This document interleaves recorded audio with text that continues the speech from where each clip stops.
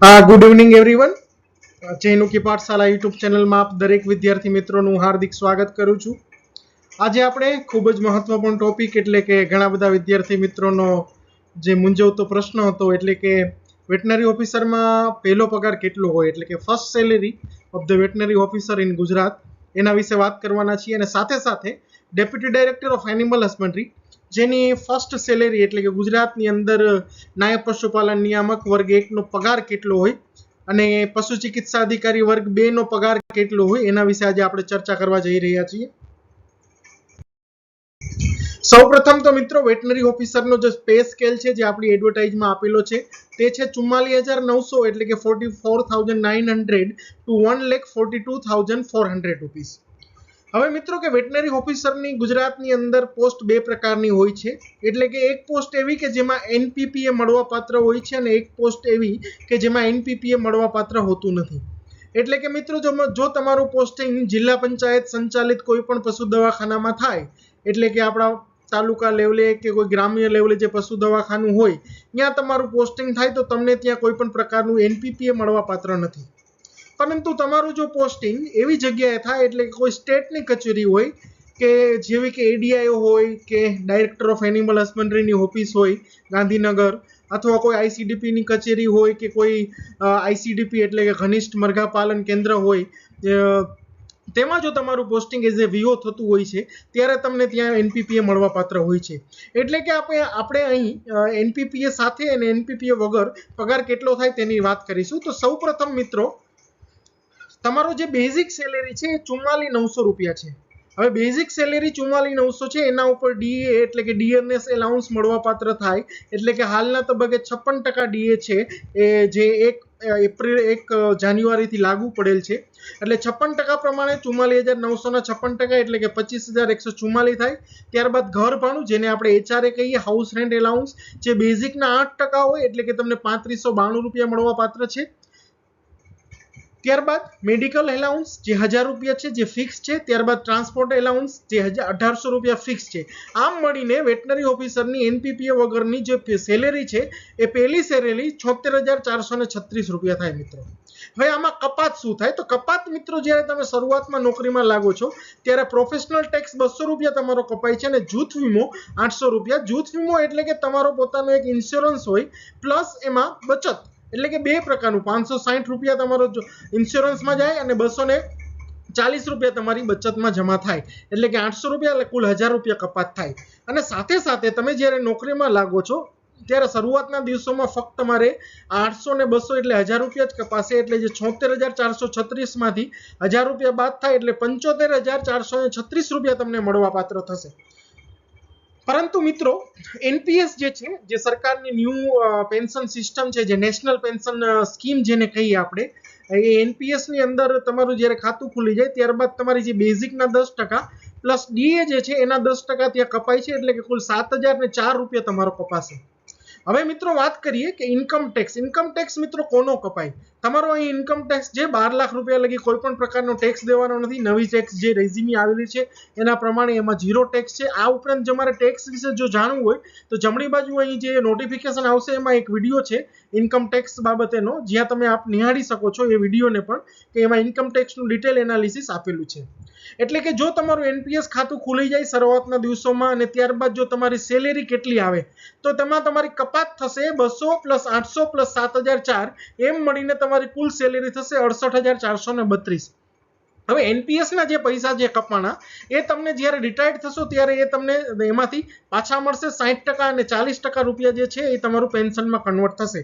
એટલે એનપીએસ માં જેમ તમે 10% ઉમેરો છો એટલે કે 7,004 રૂપિયા તમે ઉમેરશો અને સામે ગવર્નમેન્ટ જે છે એ 14% લેખે ઉમેરશે એટલે કે 9806 રૂપિયા ગવર્નમેન્ટ પણ એમાં ઉમેરશે એટલે કે કુલ એમાં જે એનપીએસ ની જે એમાઉન્ટ જમા થશે એ 16,810 જમા થશે.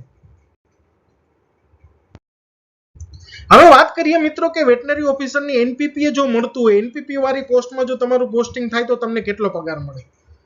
અગાઉ જે હતું એમાં બધું સેમ હતું ફક્ત અહીંયા શું છે કે જે બેઝિક સેલેરી છે એના 20% એનપીપીએ 8,980 ઉમેરાય અને 8,980 રહ્યા એ બેઝિકમાં ઉમેરાય અને એના ઉપર ડીએ મળે એટલે કે અહીં 56% લેખે ડીએ જે છે એ 30,173 રૂપિયા છે.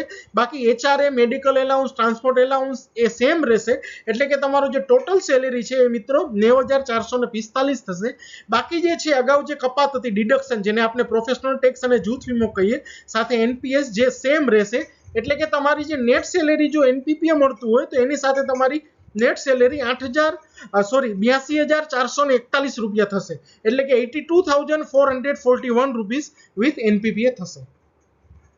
અહીં પણ એનપીએસ નું સેમ જ છે. આગળ જે આપણે વાત કરી રીતે કુલ 16,810 રૂપિયા તમારા એનપીએસ માં જમા થશે. હવે એક બહુ મોટું વસ્તુ છે જે હું તમને કહેવા જઈ રહ્યો છું કે વેટનરી ઓફિસર અત્યારે 7th પે પગાર પંચ એટલે કે 7મું પે કમિશન ચાલે છે અને ભવિષ્યમાં 8મું પે કમિશન થવાનું છે.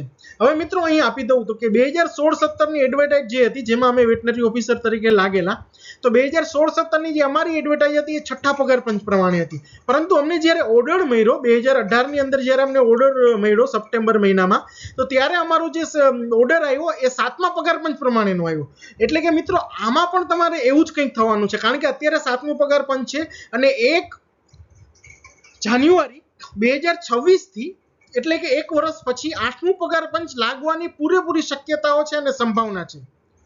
બરોબર એટલે કે તમારો જે સેલેરી થશે એ ભવિષ્યમાં જો તમે તમારી રિક્રુટમેન્ટ જ્યારે પણ થશે પરંતુ જો 1 એપ્રિલ 2026 પછી 1 જાન્યુઆરી 2026 પછી થશે તો તમને ત્યાં 8મા પગાર પંચનો લાભ મળવાની પૂરેપૂરી શક્યતા છે અથવા તમને ત્યારે 8મા પગાર શરૂઆતના સમયમાં ના મળે તો બેક ડેટ થી 8મા પગાર પંચનો લાભ મળી જશે એટલે કે તમારું જે પોસ્ટિંગ થશે એ મેજોરિટી 8મા પગાર પંચમાં થશે એવી પૂરેપૂરી શક્યતાઓ રહેલી છે.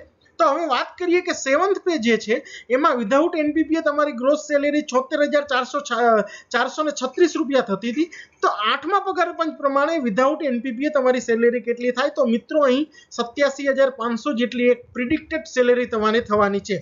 હવે 8મા પગાર પંચ ની તમારે ડિટેલ એનાલિસિસ જોવું હોય તો જમણી બાજુ હું ફરીથી એક વિડિયો છે એ અહીં જે લિંક એની હું જમણી બાજુના નોટિફિકેશનમાં તમને એક જે રાઉન્ડ છે તેમાં તમને મળી જશે ત્યાં તમે 8મા પગાર પંચનું ડિટેલ એનાલિસિસ જોઈ શકશો.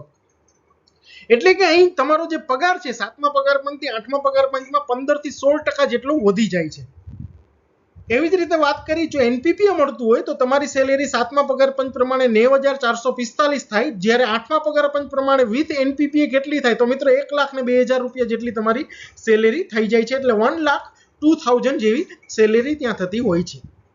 આપણે વેટનરી ઓફિસરની સેલેરી વિશે વાત કરી મિત્રો ખૂબ જ સારી સેલેરી કહેવાય અને ખૂબ જ સારી સેલેરી છે. આજના સમયની માંગ પ્રમાણે તમારી સેલેરી જેમાં તમે ખૂબ જ સારી રીતે તમારું એક ટકાઉ અને વ્યવસ્થિત તમારું જીવન ગુજારી શકો એવી સેલેરી છે. હવે મિત્રો આપણે વાત કરીશું કે ડેપ્યુટી ડાયરેક્ટર એનિમલ હસબન્ડરી એટલે કે નાયબ પશુપાલન નિયામક ક્લાસ 1 છે જે વર્ગ 1 ની ભરતી પણ આવેલી છે તેની સેલેરી કેટલી થશે મિત્રો તો તેની સેલેરી વિશે વાત કરીએ આપણે તો તેમાં જે બેઝિક સેલેરી છે મિત્રો 67,700 થી લઈને 2,08,700 જે પે સ્કેલ આપેલો છે જે અમારી એડવર્ટાઇઝમાં એને આપણે અહીં ગણતરી મુજબ કરીએ તો 67,700 તમારો બેઝિક સેલેરી છે એના ઉપર અહીં ડેપ્યુટી ડાયરેક્ટરની પોસ્ટમાં એનપીપીએ ગમે ત્યાં પોસ્ટિંગ થાય તમારું એમાં એનપીપીએ મળવા પાત્ર છે એટલે કે તમે આઈસીડીપી ના ડેપ્યુટી ડાયરેક્ટર હો આઈપીડીપી ના હોય કે કોઈ પણ જિલ્લા પંચાયતના ડેપ્યુટી ડાયરેક્ટર હો તો તમને ત્યાં એનપીપીએ મળવા પાત્ર છે એટલે કે 67,700 તમારો જે બેઝિક સેલેરી છે એમાં એનપીપીએ 20% ઉમેરાય એટલે કે 13,540 મળે ત્યારબાદ 56% જે ડીએ છે અત્યારે એ પ્રમાણે ડીએ જે છે એટલે કે બેઝિક પ્લે પ્લસ એનપીપીએ ઉપર જે ડીએ મળે 45,495 છે અને એમાં હાઉસ રેન્ટ એલાઉન્સ એટલે કે બેઝિકના 8% એટલે કે 5416 એટલે કે 5,416 અને ત્યારબાદ મેડિકલ એલાઉન્સ અહીં ફિક્સ છે 1,000 રૂપિયા અને ટ્રાન્સપોર્ટ એલાઉન્સ ફિક્સ છે જે 3,600 રૂપિયા એટલે કે 3600 રૂપિયા. તો મિત્રો તમારી જે ટોટલ સેલેરી અહીં થઈ 1,36,751 એટલે કે 1,36,751 રૂપિયા તમારી ગ્રોસ સેલેરી થઈ. ખૂબ જ સરસ અને ખૂબ જ સારી સેલેરી છે મિત્રો. અને સાથે અહીં જે પ્રોફેશનલ ટેક્સ અને જૂથ વીમો જે છે એ પ્રોફેશનલ ટેક્સ 200 રૂપિયા અને જૂથ વીમો જે 1600 રૂપિયા કપાશે અને જે તમારું એનપીએસ છે એટલે કે 10% ઓફ બેઝિક પ્લસ ડીએ એ અંદાજિત થશે 10,561 રૂપિયા. હવે મિત્રો જે વેટનરી ઓફિસરમાં કોઈ પણ પ્રકારનું આઈટી એટલે કે ઇન્કમ ટેક્સ નતો દેવાનો, કારણ કે એની સેલેરી 12 લાખ નીચે છે, પરંતુ ડેપ્યુટી ડાયરેક્ટરની સેલેરી 12 લાખથી વધી જાય એટલે કે ઇન્કમ ટેક્સ અને 10,000 રૂપિયા મહિને આપવો પડશે.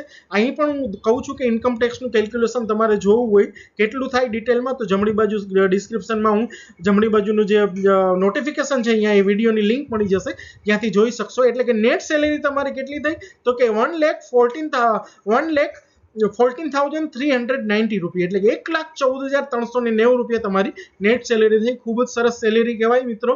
હવે અહીં એનપીએસની અગેન વાત કરીએ તો 10% જે કોન્ટ્રીબ્યુશન તમારું થશે અને સામે 14% ગવર્મેન્ટ કોન્ટ્રીબ્યુશન કરશે, એટલે 14% એટલે કે સરકારનું જે છે 14,786 રૂપિયા એટલે કે 14,786 રૂપિયા, એમ મળીને કુલ 25,337 રૂપિયાનું ટોટલ એનપીએસનું કોન્ટ્રીબ્યુશન થશે. હવે મિત્રો જેવી આપણે વાત કરી કે 7મું ને 8મું આ પણ એડવર્ટાઇઝ 7મા પગાર પંચ પ્રમાણે છે અને ભવિષ્યમાં 1 જાન્યુઆરી 2026 થી 8મા પગાર પંચ લાગવાની પૂરેપૂરી શક્યતાઓ છે. 8મા પગાર પંચનું જે કમિશન છે એની બેઠક થવા લાગી છે અને 8મા પગાર પંચ પ્રમાણે ડેપ્યુટી ડાયરેક્ટરની સેલેરી કેટલી થાય તો મિત્રો એ હું તમને અહીં કહી દઉં છું કે 7મા પગાર પંચ પ્રમાણે ગ્રોસ સેલેરી 1,36,751 છે, જે 8મા પગાર પંચ પ્રમાણે મિત્રો 1.5 લાખથી ઉપર છે એટલે કે 1,53,250 રૂપિયા જેટલી સેલેરી થશે. એટલે કે અંદાજિત 1.5 લાખ રૂપિયા જેટલી સેલેરી જે તમારી 7મા પગાર પંચ છે ત્યાંથી જે 15 થી 16% જેટલો વધારો 8મા પગાર પંચમાં થતો હોય છે. જો મિત્રો તમને કોઈ પણ પ્રકારના ક્વેશ્ચન હોય તો તમે અમારા સોશિયલ મીડિયાના માધ્યમથી અમારી સાથે જોડાઈ શકો છો, જેની લિંક પણ આ ડિસ્ક્રિપ્શન બોક્સમાં હું મોકલી દઉં છું. અને આ ઉપરાંત તમને કોઈ પણ પ્રકારનો વીઓની પ્રિપેરેશન અથવા ડીડીની પ્રિપેરેશનને લગતા કોઈ પણ પ્રકારના સવાલ હોય તો આપ અમને કોમેન્ટ બોક્સમાં પણ જણાવી શકો છો. જો તમને વિડીયો પસંદ આવ્યો હોય મિત્રો તો અમારા વિડીયોને લાઇક કરો, શેર કરો અને સબસ્ક્રાઇબ કરો. Thank you very much for the watching the video. Thank you once again.